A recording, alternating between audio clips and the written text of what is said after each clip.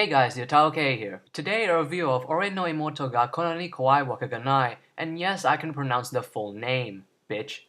そんな優しくしないでどんな顔すればいいの積み重ねた言葉で見えないよ君の横顔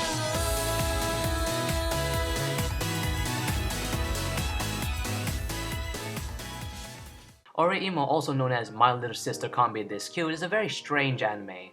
Just judging from its English name, you're probably thinking, what the fuck kind of name is that? Since My Little Sister Can't Be This Cute, I'm pretty sure sounds like the name of a hentai, cause I would know. Anyway, today I'll be reviewing both seasons of this anime and its dreadful specials. Fuck. OreImo deals with a little sister named Kirino, no shit, who has a secret passion for eroge in anime, but more specifically, the ones dealing with little sisters. Now, if you don't know what an eroge is, I suggest you ask your parents.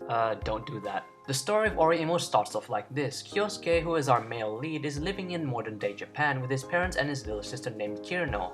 Also, he is in high school. Oh, for fuck! After a typical day from school, he returns home and accidentally bumps into his little sister. As Kirino leaves, Kyosuke notices what seems to be a CD case left on the floor. He reaches for it and it turns out to be an eroge about little sisters. He tries to come up with a logical explanation but can't since no one in his family would ever play such a perversive game, right? However, it later turns out to be Kirino's. Shocked by his sister's hobbies, he is forced to play an eroge with her, which of course only leads to good things. Now, after just describing the synopsis, you're probably thinking I knew Japan was weird, and to an extent I would be inclined to agree, although OreImo is not what it seems to be. What puts most people off this show is of course the name and the premise, since it just sounds so fucking weird. Though that is one of the reasons why I love anime. Unlike Western media, anime is not afraid to cross what I like to call the morality line. Most Western shows will not deal with such weird issues, since it will put many viewers off. Anime, well, will do this without giving a fuck, and OreImo is no exception. The story of OreImo is weird, but not because of its incestuous themes, but because it is an anime about how anime culture should be looked down upon and seen as a satanic hellspawn from the devil himself. The society in OreImo portrays how anyone indulging in an otaku culture will lead to having a negative impact on one's life.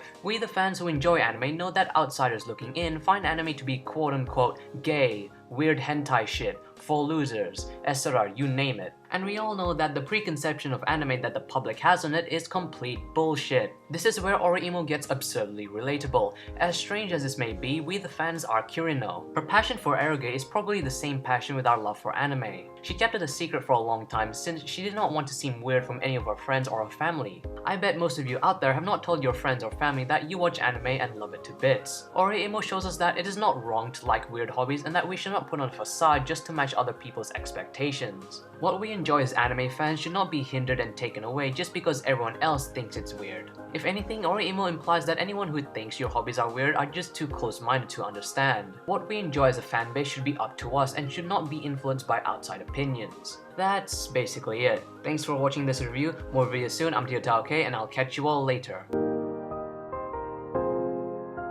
Okay, fine. You know when I said it's not weird because of its incestuous themes?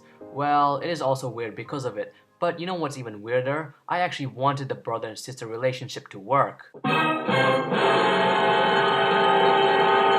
Holy shit, this guy's crazy, he's supporting incest. Dislike video, hashtag never watching anime again. Okay, now that all the judgmental faggots are out, I can say why I wanted it to happen without being judged. Ah, who cares, you can judge me. For what OreImo is trying to achieve, besides the theme of otaku culture that I just described, incest is one of its most evident and controversial themes. While Kyosuke is meant to act like the big brother and always support Kirino in her decisions, there is a sense of tension between them since Kirino is surprised that Kyosuke accepts her hobby rather easily. She wonders why her brother supports her so strongly.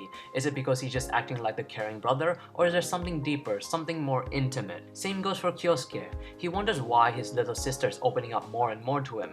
Is it because she wants to act nice to him, or is it something more intimate? This sense of tension is done quite realistically, to the point where it is believable, well, for me anyway. For the route that OreImo is trying to accomplish, it is not just implying incest, but rather a forbidden love. Oh god, I'm gonna get crucified for saying that, aren't I? Maybe I was supporting incest, but also for the forbidden love. It's just that I've never seen it done this well in anime until OreImo came along. Then the season 2 specials happened. Many fans of OreImo raged from that ending, and I can see why, but I myself found it irritating. For what OreImo is trying to achieve, once you've crossed the morality line, there's no going back, cause if you do, you will end up shooting yourself in the foot. And that's what OreImo exactly did. When you're going for the little sister route, don't stop when you're so close. What did OreImo do? It stopped. From the progression of 2 seasons, the series took all that hard work and just burnt it to the ground. It really deserves a medal for screwing an entire 2 seasons of an anime in 2 minutes. Seriously, I'm impressed of how they screwed it in 2 minutes. In the end, OreImo's plot has left you with anything but satisfying. I mean, if you cross the morality line, you might as well go all the way since there is no recovering. The ending basically trolled you, and I am not impressed. The characters are the best part of OreImo. The interactions with different characters and how they respond to different things just makes the show so interesting to watch. Kirino has an obsession with eroge and anime dealing with little sisters. Her love for it is like my love for anime. At school, she's seen as this perfect student with no flaws, although she has a very weird hobby that she tells no one about until her brother comes along. She is very egocentric and obnoxious when talking about her eroge since she loves it with a passion. She is first hostile to her brother but later starts to develop feelings for him since he was the only person to support her weird hobby. AKA, she's a fucking tsundere. Next is Kyosuke, who is surprisingly realistic as he thinks logically and rationally, unlike most male characters in high school. Cunt. Kyosuke doesn't really want anything to do with eroge or anime, but due to his family values, he believes that he should act like the supporting older brother to Kirino as she is family. He is surprisingly protective of her and will come up with the most clever, witty, and hilarious excuses to deflate situations. Due to Kirino opening up to him, he starts to wonder why he himself is being so nice to her. Is it only because she is family, or is there some ulterior motive? Like wanting to bang his little sister. Kuroneko or Gokururi is apparently the most liked character in the series, and I don't even know why. Seriously, someone comment below why Kuroneko is the most liked character in the series. Sure, she admitted to her feelings first, but she also gave up her love because she was being considerate of Kyosuke and Kirino, which to me really didn't make any sense if she wanted to be with him. Kuroneko is an elitist compared to Kirino as she puts down Kirino's eroges and only watches serious anime. Her arguments with Kirino are one of the highlights of the series, as when arguing they sound like Naruto and Bleach fanboys doing a versus battle to the death, which is fucking hilarious. And last but not least, the only other character worth mentioning is Ayase. She to me gets the most development as a character and is my favorite out of anyone in the series, but not good enough to reach my favorites. Ayase at first looks up to Kirino and wants to be like her, intelligent, beautiful, and athletic. She hates perverted things, and due to this it causes problems in her relationship with Kirino as she discovers Kirino's secret hobbies. Ayase at first thinks that Kirino's interests are disgusting and due to this breaks off her friendship. She tried to understand Kirino's fetishes but can't accept them from a logical standpoint until Kyosuke intervenes. Ayase also starts to develop feelings for Kyosuke due to his considerate personality, but also because this show is a fucking harem. On the technical aspects, we have the production team A1 Pictures, who are known for Fairy Tail, Bloom Exorcist, Maggie, and the ever so controversial series Sword Art Online. While those shows may not be the best shows ever, the visuals in them are pretty solid, so you would think that they would have similar aesthetics in OreImo. This is not the case. While OreImo's visuals are very smooth and consistent throughout the anime, it doesn't really match up with any of the previous works. Sure, the characters are distinctive, but it never really tries to be anything more than that. Although I have to give credit where credit is due, and that's each character's facial expressions. Their facial expressions are conveyed extremely well, whether the characters be carefree, happy, or depressed. All their expressions really just set the mood and tone of the series, which is this light-hearted, weird, comedic thing that is OreImo, so in that aspect I have to praise it. As for the soundtrack, it wasn't memorable in really any aspect. There wasn't any OST that particularly stood out, except of course the Meru theme that gets stuck in your head.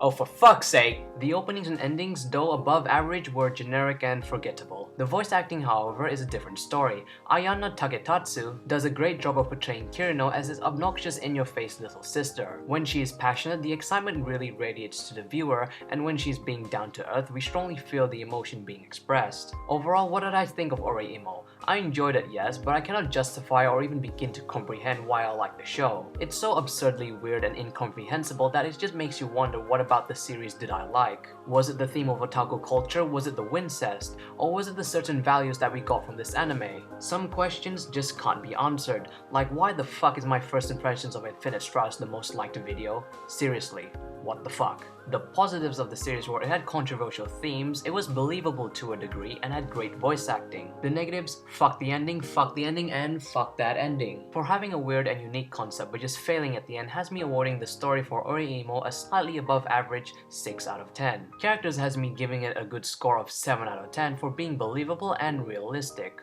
Animation has me awarding it an average 5.5 just for being average. Sound receives an average 5.5 for having forgettable soundtracks but great voice acting. Enjoyment receives a 7.5 just because I don't know why I liked it, which leaves me giving OreImo a overall score of 6.3 out of 10, which is decent. Would I recommend watching OreImo? For those who are new to anime, it is not a good idea to watch this. You might be turned away from anime due to OreImo. If you're a critical viewer or an elitist that can't take slice of life shows, you can go fuck yourself. If you have strong self-righteous morals and can't take its incestuous themes, you can also go fuck yourself. OreImo is catered towards the community who have seen a decent amount of anime and are open to what they watch. So if you're a person who knows anime can be weird at times but is open to what they watch, I suggest you give this a go because chances are you will somehow like the show in one way or another. For those who have watched it, what did you think? Could you handle the incestuous themes? Was the ending retarded? Leave your comments below. Anyway, more videos soon. I'm Untitled Chapter and I'll catch you all later.